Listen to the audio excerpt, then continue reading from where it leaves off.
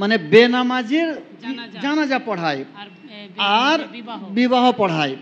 আসলে বেনামাজি মুসলমান থাকে না ইসলাম থেকে খারেজ হয়ে যায়, দুই ধরনের মতামত আছে।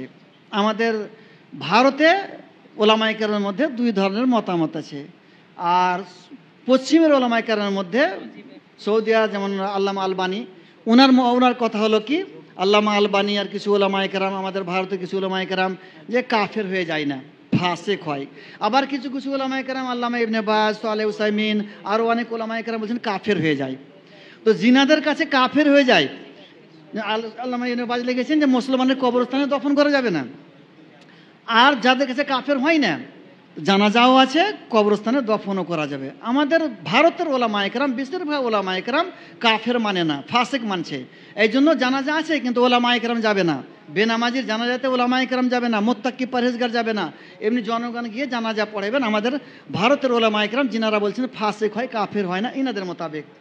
আর ওরকমই ওই বিবাহ পড়ার ব্যাপারও যারা বলছেন কাফের হয়ে যায় ওর কাছে বিবাহ পড়াই চলবে না, যারা বলছে কাফের হয় না ফাসেক হয় ওদের কাছে বিবাহ পড়ানো চলবে।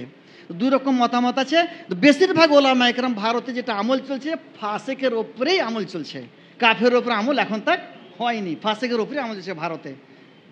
আলহামদুলিল্লাহি রাব্বিল আলামিন।